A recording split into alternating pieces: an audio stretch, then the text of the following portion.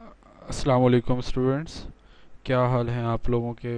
उम्मीद है कि आप लोग ठीक होंगे। अ, जैसा कि आप लोग जानते हैं कि हम सीएसएस को जो है वो हम डिस्कस कर रहे थे। और सीएसएस में हमने कुछ बेसिक्स जो हैं वो हमने डिस्कस कर ली थी, जिनमें हमारे पास हम देखा था कि आप इनलाइन सीएसएस को आप कैसे यूज़ करेंगे, किस तरह से आप अप्लाई करेंगे। फिर हमने इंटरनल सीएसएस के ऊपर हमने जो है वो बात कर ली थी, और उसको हमने यूज़ करना जो है वो हमने देख लिया था। और फिर हमने ये देखा था कि जो हमारे पास इनलाइन सीएसएस है वो सबसे ज़्यादा रिस्ट्रिक्टेड स्कोप प्रोवाइड करती है। इनलाइन सीएसएस हम सिर्फ उसी टैग के लिए यूज़ कर सकते हैं जिस टैग के साथ आप उसको एम्बेड कर रहे हैं, आप उसको उसके साथ अटैच कर रहे हैं। फिर उसके बाद हमने इंटरनल सीएसएस को हमने देखा। इंटरनल सीएसएस के अंदर हम अपने हेड वाले पोर्शन के अंदर जो है वो जाके अपनी कुछ सीएसएस जो है वो हम एम्बेड कर देते हैं, लिख देते हैं, और फिर वो सीएसएस उस पूरे पेज के लिए जो है वो यूज़ हो रही होती है।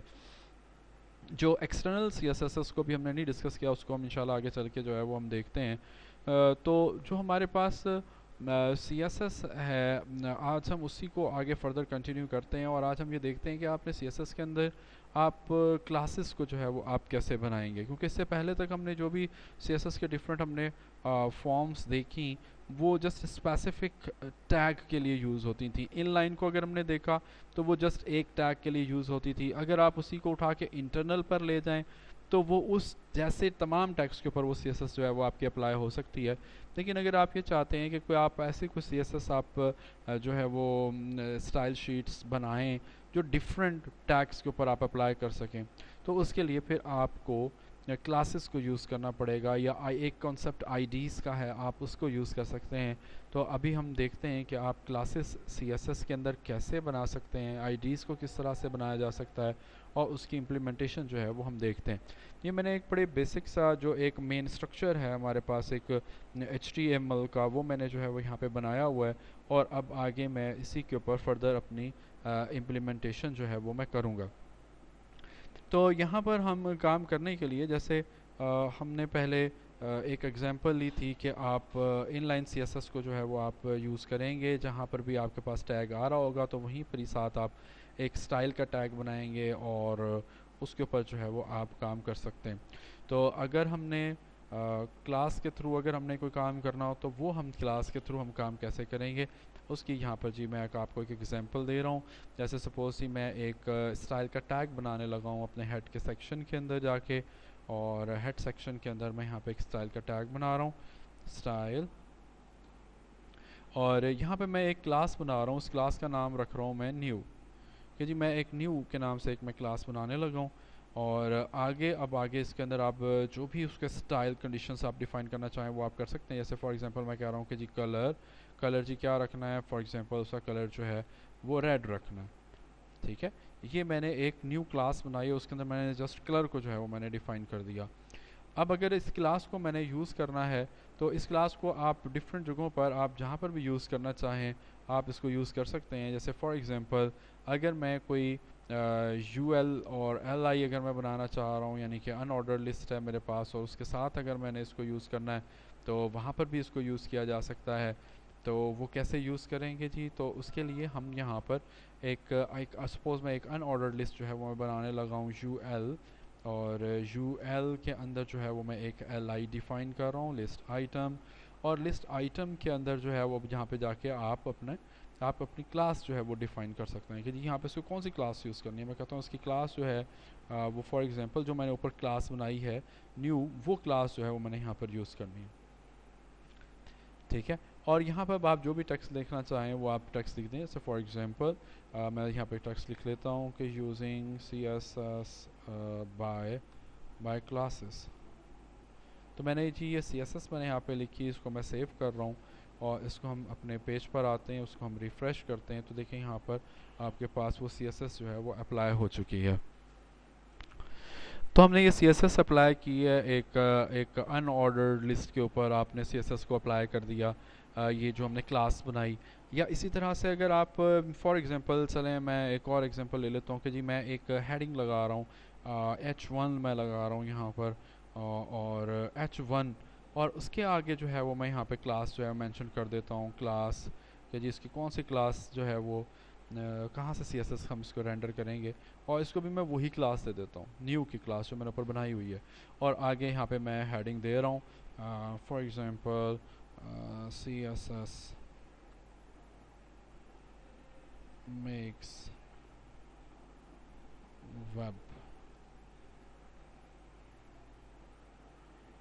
सपोज ये मैंने एक सिंपल सी एक हेडिंग दी, यहाँ पर आए अपने उसको आप रिफ़्रेश करें तो देखिए वही क्लास जो थी वो इस H1 के ऊपर भी अप्लाई हो गई है।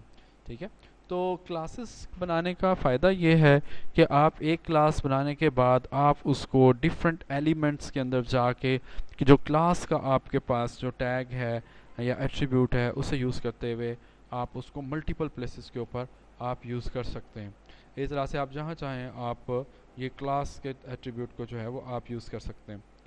इसी तरह से अगर आप चाहें तो आप आईडीज़ आप बना सकते हैं, आईडी को डिफ़ाइन किया जा सकता है। आईडी को डिफ़ाइन करने के लिए आप फिर उसी तरह से स्टाइल के टैग में आप आ जाएंगे और यहाँ पर आप एक आईडी अपना डिफ़ाइन कर सकते हैं। जैसे फॉर एग्जांपल यहाँ पे मैं एक आईडी ले रहा हूँ हैश। आईडीज़ जो हैं वो हमेशा हैश से स्टार्ट होंगे और जो क्लासेस जो हैं वो हम डॉट या पीरियड से जो है वो उसको स्टार्ट करते हैं। तो मैं यहाँ पर एक आईडी बनाने लगा हूँ और आईडी का नाम मैं रख रहा हूँ जी फॉर एग्जांपल स्पेशल। और आगे हम इसका कलर जो है वो कुछ कर लेते हैं जी डिफरेंट। फॉर एग्जांपल चलें इसका कलर हम ग्रीन कर लेते हैं। चलें जी ग्रीन हमने इसका कलर जो है वो मैं सेट कर दिया। तो ये मैंने जो है ये एक आईडी बनाई है और आईडी का नेम जो है वो मैंने स्पेशल रखा। अगर आप आईडी को यूज़ करना चाह रहे हैं तो आईडी जो है वो थ्रू आउट द डॉक्यूमेंट जो है वो यूनिक होगी, तो इसलिए आप आईडी को जस्ट वन टाइम ही आपसे यूज़ कर सकेंगे। जैसे मैं यहाँ पे एक लगा रहा हूँ li और इसके साथ मैं एक आईडी का एट्रीब्यूट यूज़ कर रहा हूँ और आईडी मैं कहता हूँ कि जी इसकी कौन सी यूज़ करनी है। इसकी आईडी जो मैंने ऊपर बनाई थी स्पेशल के नेम से SPECIAL, और मैंने ये वाली जो है वो आईडी मैंने इसके साथ मैंने यूज़ करनी है। और इसके आगे मैं टेक्स्ट कुछ भी दे देता हूँ। जैसे फॉर एग्जांपल यहाँ हम कर रहे हैं this text color is rendered by using ID। Okay, इसको मैंने सेव किया, अपने वेब पेज पर आए और इसको आप रिफ़्रेश करें तो देखें अब यहाँ पर हम आईडी के थ्रू जो है वो हम इसके ऊपर CSS जो है वो हम अप्लाई कर रहे हैं। तो आप दो डिफरेंट वेज़ हैं जिनको यूज़ करते हुए आप ये काम कर सकते हैं। एक तो आप अपनी क्लासेस को डिफ़ाइन कर सकते हैं, क्लासेस डॉट से स्टार्ट होंगी, या आप आईडीज़ को जो है वो आप यूज़ कर सकते हैं। जो बेसिक डिफरेंस है उनमें यही है कि जो आपके पास क्लास है वो आप मोर देन वन एलिमेंट्स और टैग्स के ऊपर आप अप्लाई कर सकते हैं। लेकिन अगर आप आईडीज़ की बात करेंगे तो ID through out the document जो है वो यूनिक होता है, तो इसलिए वो आप मल्टीपल टैग्स के ऊपर आप अप्लाई नहीं कर सकेंगे जी। इसी को हम थोड़ा सा फर्दर डिटेल में देखने के लिए हम एक काम और भी करते हैं कि हमने जो यहाँ पर ULI और इनको हमने ULLI वगैरह जो हमने यूज़ किए थे इनको फ़िलहाल मैं इधर से मैं जस्ट मैं इनको रिमूव कर रहा हूँ। और इधर मैं एक और टेक्स्ट जो है वो मैं इधर लिख रहा हूँ और इस टेक्स्ट के अंदर जो है वो हम डिफरेंट क्लासेस जो है उसको हम इम्प्लीमेंट कर रहे हैं। सपोज ये मैंने एक टेक्स्ट ले लिया है जी और यहाँ पे डिफरेंट क्लासेस जो है वो हमारी यूज़ हो रही हैं। इसके अंदर सैमसन क्लास है और एपल्टन क्लास है। तो ये क्लासेस जो है वो ऊपर डिफ़ाइन कर लेते हैं। तो ये क्लासेस हम स्टाइल टैग के अंदर जाके डिफ़ाइन करते हैं और यहाँ पर हमारे पास यहाँ पे ये हमारे पास स्टाइल है और इधर मैंने दो क्लासेस मैंने बनाई हुई, एक क्लास सॉरी बनाई हुई और एक टैग जो एक मैंने आईडी मैंने बनाया हुआ है। तो यहाँ पर मैं जाकर और भी फर्दर क्लासेस मैं अपनी बना सकता हूँ। जैसे एपल्टन की क्लास जो है वो हम यहाँ पे बना रहे हैं, एप्लेटन, और इसका कलर जो है वो हम कर रहे हैं पेल ग्रीन। और आगे हम एक और क्लास बना रहे हैं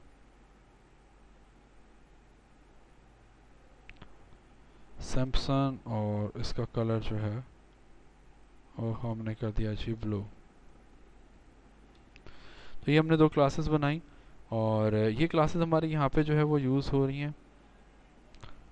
और हम यहाँ पे आते हैं, अपने टेक्स्ट को रिफ़्रेश कर रहे हैं, तो देखें वो हमारे पास क्लासेस जो हैं वो उसने जहाँ पे भी हमने यूज़ की उसने उसको रेंडर कर लिया है एज इट इज़। और फर्दर भी अगर आप बनाना चाहें तो कोई क्लास वगैरह किसी भी आप बनाना चाह रहे हैं, जैसे फॉर एग्जांपल हॉरिजॉन्टल रूलर्स हैं, एचआर टैग, उसके लिए अगर आप बनाना चाह रहे हैं उसके लिए आप बना लें, या जिनके लिए भी आप बनाना चाह रहे हैं ऊपर क्लासेस जो है वो जाके आप उसी तरह से अपनी डिफ़ाइन कर सकते हैं। ठीक है, स्टाइल में जाएं और डिफरेंट क्लासेस जो भी आप डिफ़ाइन करना चाह रहे हैं वो अपने डिफ़ाइन कर लें।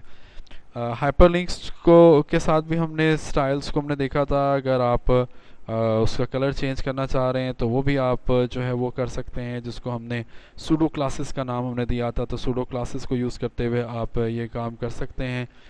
जैसे कि मैंने आपको ये करके भी दिखाया था, एक दफ़ा फिर से मैं आपको इधर रिकॉल करवा दूं कि आप जो है वो कुछ इस तरह से अपनी सूडो क्लासेस को जो है वो आप यूज़ कर सकते हैं। यहाँ पे मैंने ये लगा दिया जी, एंकर जो आपका लिंक है वो ब्लैक कलर में होगा, विजिटेड को जो है वो मैजेंटा कलर के अंदर जो है वो डिस्प्ले करेगा। इसके अलावा आप हाइपरलिंक की जो और सूडो क्लासेस इनको यूज़ किया जा सकता है, उनमें आपके पास फोकस की क्लास है, होवर की क्लास है, एक्टिव की क्लास है, तो इनको भी यूज़ किया जा सकता है। तो इसको हमने किस तरह से यूज़ करना है, इसका भी मैं यहाँ पर आपको एक आइडिया दे रहा हूँ कि आप होवर की क्लास अगर आप बनाना चाह रहे हैं और एक्टिव के जो सूडो क्लासेस हैं उनको हम यूज़ करना चाह रहे हैं, तो वो फिर मैं यहाँ पे लिख रहा हूँ जी। Alt Shift F आप प्रेस करेंगे तो वो उसको प्रॉपरली अलाइन कर देगा जी।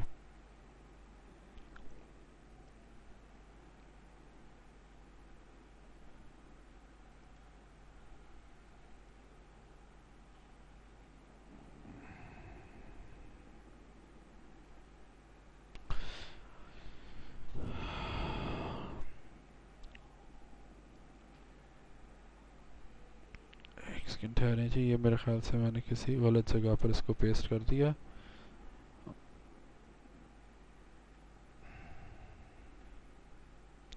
जी, तो अब हमने होवर की एक सूडो क्लास उसको भी हम साथ यूज़ कर रहे हैं और कलर की सूडो क्लास को भी जो है वो हम यूज़ कर रहे हैं। तो इस तरह से आप हाइपरलिंक्स के साथ जो है वो आप अपना ये काम कर सकते हैं। और हाइपरलिंक्स आप जो भी क्रिएट करेंगे अब उसके अंदर आपके यही वाले कलर्स जो हैं वो आपके रेंडर हो रहे होंगे। जैसे सपोज ही मैं अगर चलें स्टार्ट के अंदर ही मैं एक यहाँ पर हाइपरलिंक एक लगा रहा हूँ, LI, और यहाँ पर जो है मैं एक हाइपरलिंक दे रहा हूँ A href, और यहाँ पे हम उसको फॉर एग्जांपल www.google.com, ये हमारे पास एक और click here to search some item।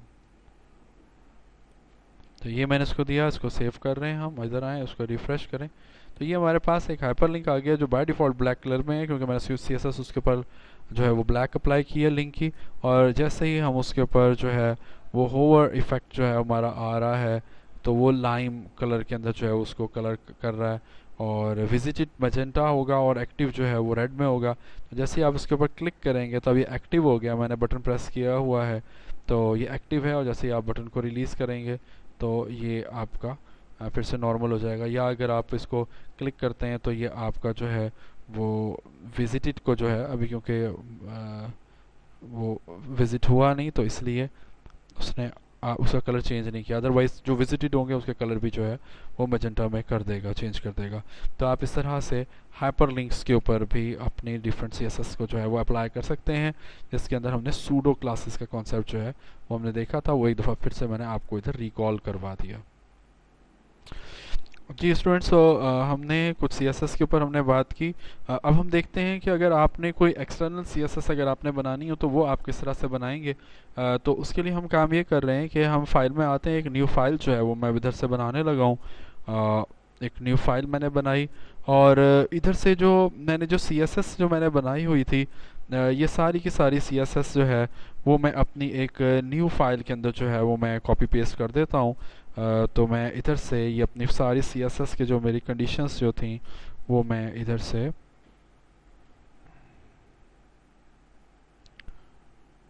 इसको मैंने इधर से कट कर दिया, और अब इधर स्टाइल का ही टैग रह गया, और इधर न्यू के अंदर आके मैं इस सबको मैं पेस्ट कर रहा हूँ।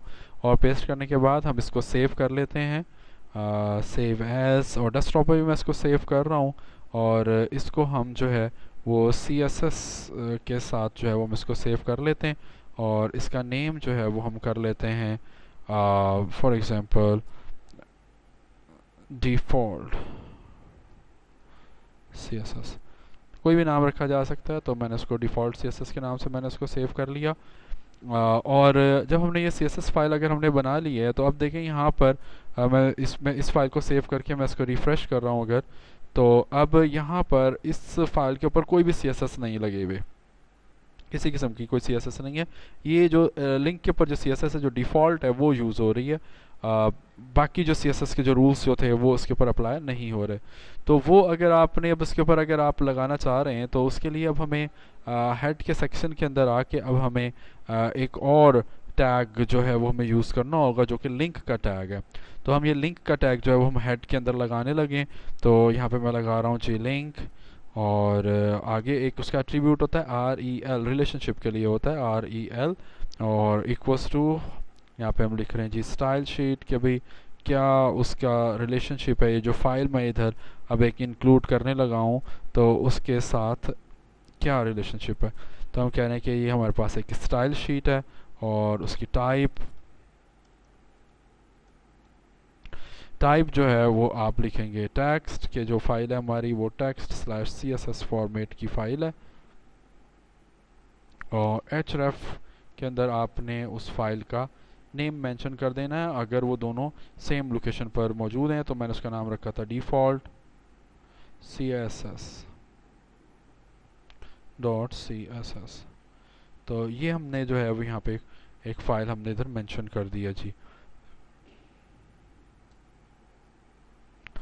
तो ये हमने एक रियल का जो है वो हमने लिंक का, सॉरी, हमने एक टैग जो है वो हमने इधर यूज़ किया। अब हमने जो एक्सटर्नल एक CSS बनाई हुई है उसको अब हम रेंडर कर रहे हैं अपने इस पेज के ऊपर। अब हम आते हैं इधर और इसको रिफ़्रेश करते हैं, तो देखें जैसे ही मैंने इसको रिफ़्रेश किया, अब वो वही वाली CSS जो है वो फिर से इसके ऊपर जो है वो अप्लाई हो चुकी है। तो ये हमारे पास तरीका है कि अगर आपने एक एक्सटर्नल शीट अगर आपने बनानी हो, एक्सटर्नल स्टाइल शीट, तो वो आप एक सेपरेट फाइल बना लें, उसके अंदर जो भी आपके रूल्स हैं वो सारे रूल्स डिफाइन कर लें। जो सेपरेट फाइल बनेगी इसके अंदर आपने स्टाइल का टैग आपने यूज़ नहीं करना स्टार्ट और एंड पे जैसे हम करते हैं नॉर्मली, तो वो आपने नहीं करना। वो आप अपने इंटरनल्स के अंदर यूज़ कर रहे होते हैं, इसकी भी अब ज़रूरत नहीं, इसको ख़त्म करना चाहें तो आप ख़त्म कर लें। या अगर आप यहाँ पे कोई और अगर आप रूल डिफ़ाइन करना चाह रहे हैं तो आप यहाँ पे और रूल्स भी आप डिफ़ाइन कर सकते हैं, वो कोई इशू नहीं है कि अगर आपने एक्सटर्नल लगा दी तो इंटरनल नहीं लगाई जा सकती। आप इंटरनल CSS भी जो है वो आप यूज़ कर सकते हैं। और जैसे कि ये बात मैंने आप लोगों को क्लास के अंदर भी बताई थी कि अगर आप एक्सटर्नल CSS भी यूज़ कर रहे हैं और इंटरनल CSS भी जो है वो आप यूज़ कर रहे हैं, तो हमेशा जो इंटरनल CSS जो है उसकी प्रेसिडेंस हाई होगी, और आपकी इंटरनल CSS के अंदर जो आपने रूल्स डिफ़ाइन किए हुए हैं वो रूल्स ओवरराइड कर देंगे उन रूल्स को जो कि एक्सटर्नल स्टाइल शीट के अंदर आपने डिफ़ाइन किए हुए हैं। जैसे फॉर एग्जांपल मैं यहाँ पे आपको चलें करके बता देता हूँ कि जैसे मैंने यहाँ पर होवर के लिए मैंने एक लाइम कलर जो है वो मैंने यूज़ किया था। तो अब अगर आप अपने इंटरनल के अंदर अगर आप कुछ और डिफ़ाइन कर देते हैं कि जी उसका होवर जो है वो कुछ और करना है, आपने किसी और कलर का अगर आप होवर करना चाह रहे हैं, तो वो मैं यहाँ पर आके सपोज़ मैं इधर में पेस्ट कर रहा हूँ। और क्योंकि मैं इसका जो होवर है वो मैं इंटरनल के अंदर चेंज कर रहा हूँ, ठीक है, इंटरनल के अंदर मैं इसको चेंज कर रहा हूँ कलर, और सपोज हम उसका कलर यहाँ पे चलें थोड़ा सा डिफरेंट कोई कलर कर देते हैं हम, चलें ये वाला कर लेते हैं। तो अब ये होवर की CSS मैंने एक एक्सटर्नल में भी यूज़ की हुई है, और उसी को मैंने जो है इंटरनल के अंदर भी मैंने वही यूज़ कर लिया। तो अब देखें जब आप अपने इसको पेज को सेव करके रिफ़्रेश करेंगे, तो अब जैसे ही आप यहाँ पर आ रहे हैं तो अब देखें अब वो लाइम वाली CSS यूज़ नहीं हो रही है, बल्कि अब जो मैंने नया CSS जो इंटरनल में मैंने बताया वो उसको यूज़ कर रहा है। तो आप एक ही टैग के लिए जो है वो मल्टीपल CSS को आप डिफ़ाइन कर सकते हैं, एक्सटर्नल में कर दें, इंटरनल में कर दें, इनलाइन में कर दें। तो हमेशा जो नियरेस्ट CSS होगी उस टैग से आप कह लें, हमेशा वो उसी की प्रेसिडेंस हाई होगी, उसी को इम्प्लीमेंट किया जाएगा। हाँ, अगर मैं किसी जगह पर सपोज़ करें कि मैं अगर नीचे यहाँ पे कहीं पे भी अगर मैं एक एंकर यूज़ कर रहा हूँ, ठीक है, एंकर में यूज़ कर रहा हूँ, उसके ऊपर अगर मैं होवर नहीं लगा रहा, तो वो होवर इसको यहाँ पे अगर मैंने इधर डिफाइन किया हुआ है होवर, तो ये वाला होवर ही उसके ऊपर अप्लाई होगा, क्योंकि इसकी प्रेसिडेंस जो है वो हाई होगी। तो मल्टीपल CSS के केस में जो आपकी नियरेस्ट CSS होगी वो उसकी प्रेसिडेंस हाई होगी। टेक्स्ट फॉर्मेटिंग जो है उसको हम फर्दर डिस्कस करते हैं कि टेक्स्ट फॉर्मेटिंग अगर आपने करनी है तो वो आप CSS को यूज़ करते हुए आप कैसे कर सकते हैं। तो वैसे तो देखें हमने सिंपल टेक्स्ट फॉर्मेटिंग हमने पहले भी देखी है, और उसके लिए स्पेशलाइज्ड टैग्स जो हैं वो अवेलेबल हैं, जिसके अंदर आपके पास बोल्ड का टैग, इटैलिक का टैग, अंडरलाइन वगैरह आप उनको यूज़ कर सकते हैं आप अपने टेक्स्ट की स्टाइलिंग के लिए। लेकिन W3C जो है वो बड़ा फोकस कर रही है कि आप अपने टेक्स्ट स्टाइलिंग जो है या टेक्स्ट फॉर्मेटिंग जो है वो आप स्टाइल को यूज़ करते हुए आप करें, यानी कि स्टाइल का जो टैग है आपका उसको यूज़ करते हुए जो है वो आप ये काम करें। तो बहरहाल अभी भी वो जो टैग्स हैं बोल्ड, इटैलिक, अंडरलाइन वगैरह वो अवेलेबल हैं, स्टिल वो अभी यूज़ हो रहे हैं। आप उनको भी आप यूज़ कर सकते हैं। लेकिन कोशिश ये करें कि अगर आप को जस्ट कोई न्यू कोई अगर आप कोई वेब पेज डेवलप कर रहे हैं, बना रहे हैं, तो उसमें आप बोल्ड, इटैलिक वगैरह की जगह पर आप स्टाइल को यूज़ करते हुए आप टेक्स्ट की फॉर्मेटिंग करें। टेक्स्ट की फॉर्मेटिंग में एक और जो चीज़ बड़ी इंपॉर्टेंट है वो आपके पास फ़ॉन्ट फैमिली आ जाती है। कि सम टाइम हम ये होता है कि हम कोई फ़ॉन्ट स्पेसिफाई कर देते हैं कि ये वाला फ़ॉन्ट जो है वो किसी पैराग्राफ के लिए या किसी हेडिंग के लिए आप जो है वो आप मेंशन कर देते हैं। तो लेकिन ये ज़रूरी नहीं है कि जो आपने स्पेसिफाई किया है, जो जो फ़ॉन्ट आपने स्पेसिफाई किया है वो तमाम पीसीस के ऊपर, वो हर तरह की मशीन के ऊपर वो वाला फ़ॉन्ट अवेलेबल हो। ये इसके चांसेस बहुत ही कम है। तो अगर वो वहाँ पे वो वाला फ़ॉन्ट अगर अवेलेबल नहीं होगा, तो वो जो आपने स्पेसिफाई किया है उसको वो किस तरह से हैंडल करे, किस तरह से टैकल करे, तो यहाँ पे कोई प्रॉब्लम जो है वो अराइज हो सकती हैं।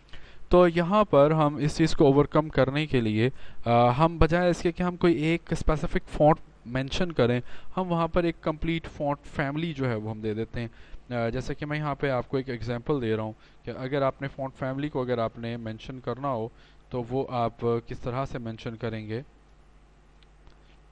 ऐसे एक पैराग्राफ के लिए मैं एक फ़ॉन्ट फैमिली जो है वो मैं डिफ़ाइन कर रहा हूँ।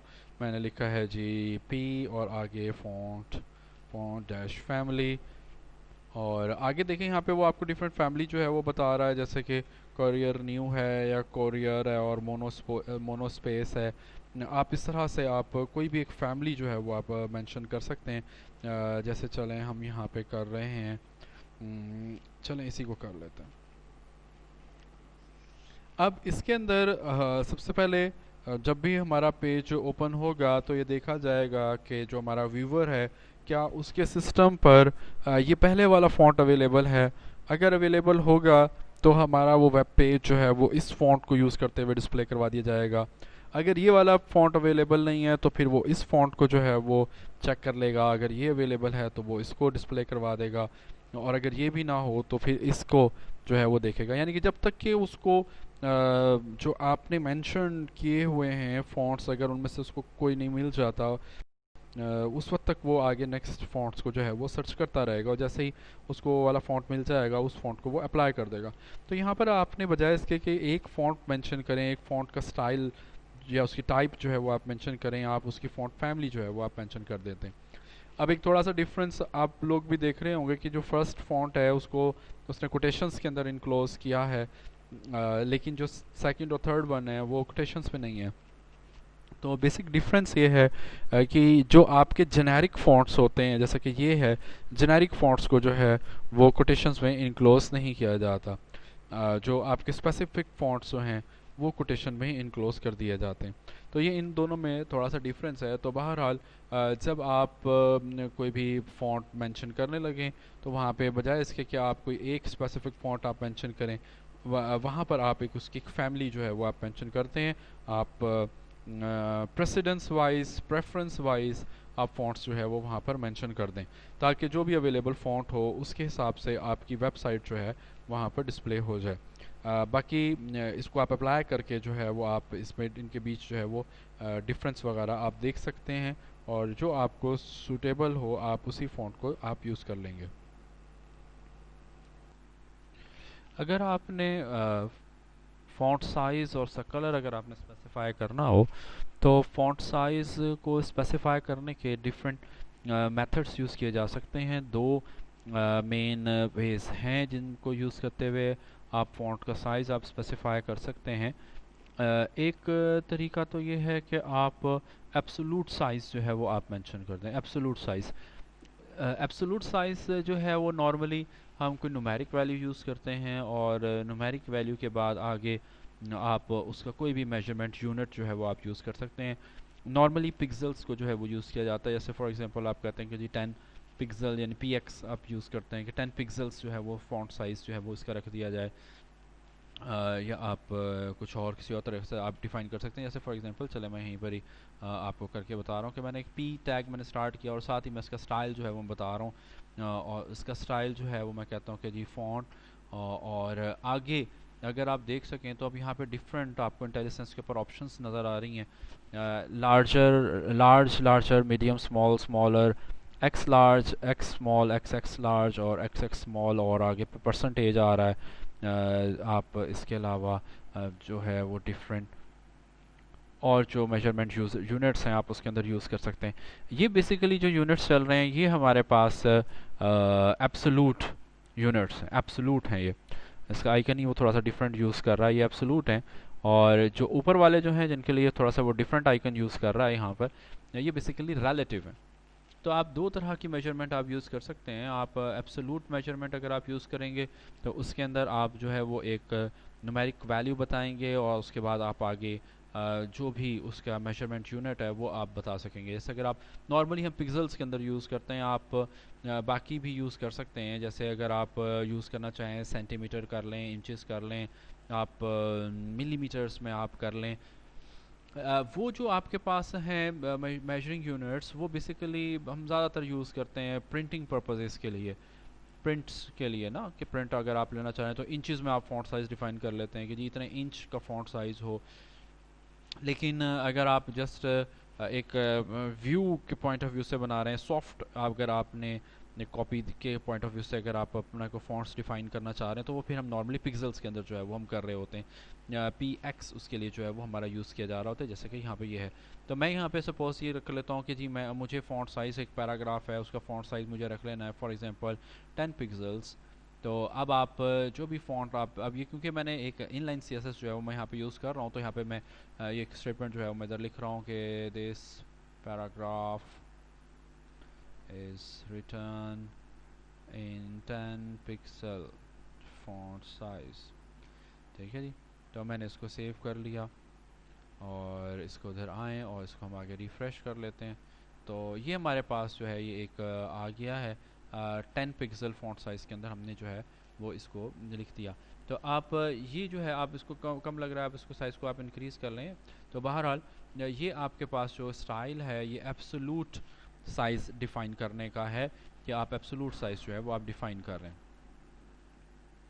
अब इसका साइज़ जो है वो मैंने थोड़ा सा इंक्रीज़ कर दिया। तो बाकी एब्सोलूट के अंदर जो आपके मेजरिंग यूनिट्स हैं वो प्रिंटिंग पर्पसेस के लिए यूज़ होंगे, जैसे कि इंचेस, सेंटीमीटर, मिलीमीटर, पॉइंट्स वगैरह आप उनको आप यूज़ कर सकते हैं।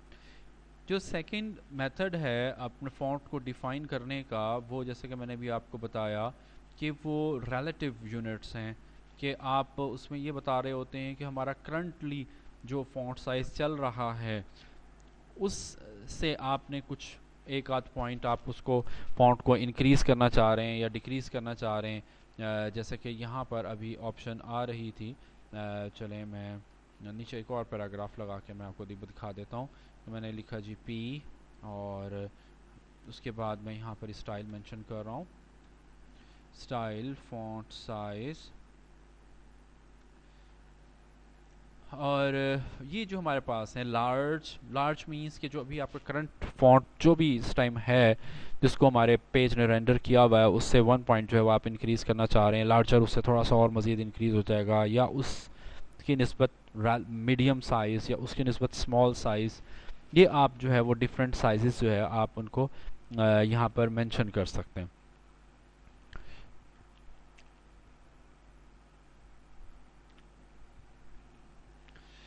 तो हम जैसे कि यहाँ पे मेंशन करने लगे हैं, मैं इधर लिख रहा हूँ कि जी फ़ॉन्ट साइज़ इसका क्या हो, तो वो मैं यहाँ पर जो भी आपका चल रहा है, फॉर एग्ज़ाम्पल हम उसे कहते हैं कि जी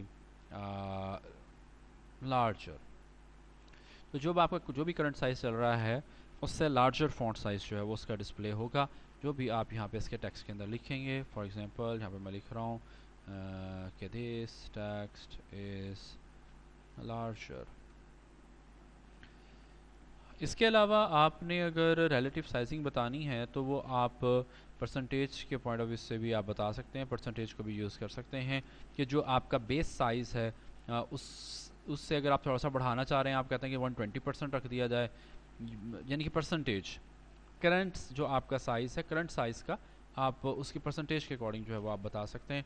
120% मीन्स का मतलब ये है कि जो भी आपका करंट साइज़ है उससे थोड़ा सा वो टेक्स्ट आपका इंक्रीज़ हो जाएगा, या आप 100 से कम जाएंगे तो फ़ॉन्ट साइज़ जो है वो थोड़ा कम होता जाएगा। तो आप जैसे भी आप इसको स्पेसिफाई करना चाहें वो आप उसको इधर स्पेसिफाई कर सकते हैं। इसके अलावा आप एक और यूनिट भी है उसको भी आप यूज़ कर सकते हैं, जैसे EM एक यूनिट है उसको यूज़ किया जा सकता है, जैसे 2EM वगैरह आप जो है फ़ॉन्ट साइज़ आप बता सकते हैं। तो डिफरेंट आपके पास वेज़ हैं फ़ॉन्ट साइज़ को स्पेसिफाई करने के। आगे कलर वगैरह भी साथ ही आप इसी के साथ ही जो है वो आप मेंशन कर सकते हैं। जैसे चलें मैंने जी यहाँ पर बताया कि इसका साइज़ लार्जर होगा, साथ आगे मैं कलर भी बता देता हूँ, तो आप कलर उसका स्पेसिफाई कर दें। फॉर एग्जांपल इसका कलर जो है वो मैं चलें डीप पिंक कर लेता हूँ मैं, तो इस पैराग्राफ का कलर जो है वो डीप पिंक हो जाएगा। सेव करें, इधर आएँ, उसको रिफ़्रेश करें, तो ये आपको कुछ इस तरह से इसकी आउटपुट जो है वो नज़र आ रही होगी।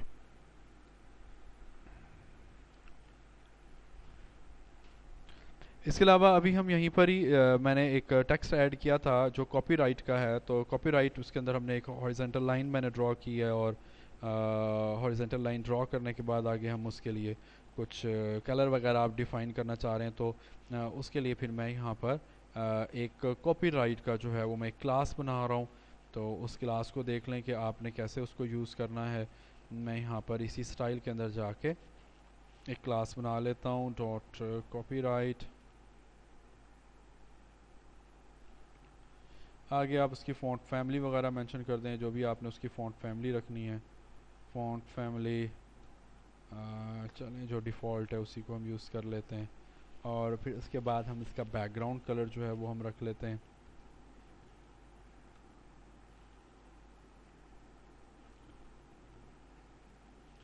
बैकग्राउंड कलर फॉर एग्जांपल चलें वो हम ये वाला हम रख लेते हैं। इसको सेव करें, और ये आपने जो है क्योंकि क्लास है और क्लास को हमें यूज़ करना होगा, तो हमारे पास ये पैराग्राफ हमारे कॉपीराइट का हमारा चल रहा है, तो हम यहाँ पे उसकी क्लास जो है वो हम यूज़ करते हैं क्लास, और उसका नाम हमने रखा था कॉपीराइट।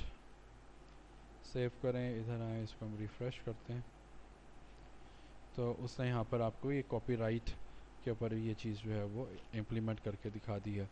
तो आप डिफरेंट तरह से आप इन चीज़ों को यूज़ कर सकते हैं। क्लासेस वगैरह हो गई, और आईडीज़ को यूज़ किया जा सकता है, या आप बाकी जो आपकी फॉर्मेटिंग है, टेक्स्ट की फॉर्मेटिंग, साइज़ वगैरह, उनके लिए आप इसको यूज़ कर सकते हैं। बोल्ड इटैलिक के लिए इसको यूज़ किया जा सकता है। जैसे फॉर एग्जांपल अगर कोई पैराग्राफ है यहाँ पर, चलो यही वाला एक पैराग्राफ है, उसको मैं बोल्ड भी जो है वो मैं करना चाह रहा हूँ, तो मैं यहाँ पे उसको बोल्ड करने के लिए जहाँ पे मैं इसका ये कलर बता रहा हूँ, कलर डीप पिंक, और आगे मैं यहाँ पे बता देता हूँ फॉन्ट, फॉन्ट वेट, वेट जो है वो यूज़ होता है। तो फॉन्ट वेट जो है वो उसका मैं फॉर एग्जांपल यहाँ पे डिफरेंट आ रहे हैं, मैं इसको कर देता हूँ जी बोल्ड।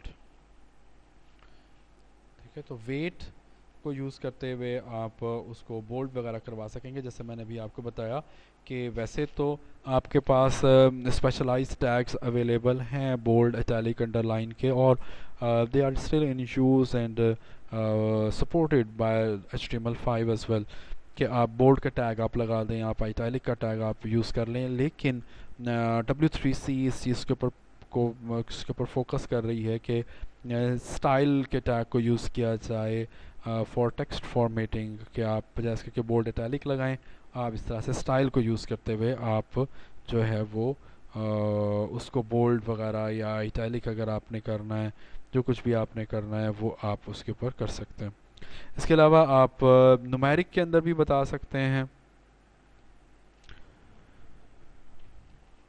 कि अगर आप देखें, अगर आप बोल्ड के टैग को यूज़ करते हैं तो वहाँ पे बोल्ड तो जस्ट फिक्स हो जाएगा, उसका जो नॉर्मल साइज़ है वो उतने में ही बोल्ड करेगा। लेकिन अगर आप थोड़ा ज़्यादा बोल्ड करना चाह रहे हैं या थोड़ा कम बोल्ड करना चाह रहे हैं, तो उसके लिए फिर आप उसे एक नुमेरिक वैल्यू जो है वो आप स्पेसिफाई कर सकते हैं, और वो नुमेरिक वैल्यू जो है वो आपकी जो है वो 100 से लेकर 900 के बीच में आएगी। 900 जो है वो डार्केस्ट फॉन्ट होगा, और जो 100 है वो लाइटेस्ट फॉन्ट होगा। तो इस तरह से आप उसके वेट भी जो है वो आप बता सकते हैं। जैसे कि अगर मैं इसको यहाँ पर आके मैं इसको मैं ख़त्म कर रहा हूँ बोल्ड को, तो और नॉर्मली देखें यहाँ पर आपके पास ये बोल्ड के साथ ये भी आ रहा है 100, 200, 300। ये बेसिकली जैसे आप बढ़ाते जाएंगे उतना ज़्यादा जो है वो उसको बोल्ड करेगा। मैं इसको 900 कर दिया, उसको मैं रिफ़्रेश कर रहा हूँ, तो ये मैक्सिमम साइज़ है इस टाइम इसका। और अगर मैं इसको 500 में कर दूँ, सेव करें और रिफ़्रेश करें अगर आप, तो अब ये ज़रा लाइटर बोल्ड है। तो आप इस तरह से बोल्ड के लिए जो है आप उसकी न्यूमेरिक वैल्यू आप यूज़ कर सकते हैं, जो कि 100 से लेकर 900 के बीच कुछ भी वैल्यू जो है वो हो सकती है। जैसे हमने बोल्ड किया उसी तरह से आप आइटैलिक को भी यूज़ कर सकते हैं। मैं चलो इसका थोड़ा सा बोल्ड जो है वो थोड़ा थिकर कर रहा हूँ। और अगर आपने आइटैलिक करना है तो उसके लिए फिर आप फ़ॉन्ट स्टाइल को जो है वो आप यूज़ करेंगे, फ़ॉन्ट डैश स्टाइल, और आगे आइटैलिक नॉर्मल। तो हम यहाँ से इसको आइटैलिक जो है वो हम कर रहे हैं। और तो आइटैलिक के लिए आप कुछ इस तरह से यूज़ करेंगे तो ये आपका टेक्स्ट जो है वो अब आइटैलिक स्टाइल के अंदर भी आ जाएगा। तो ये आप इस तरह से इसके लिए ऊपर जो है वो फॉर्मेटिंग कर सकते हैं, आइटैलिक, बोल्ड, इटैलिक, और उसका बोल्ड वगैरह उसको बताया जा सकता है।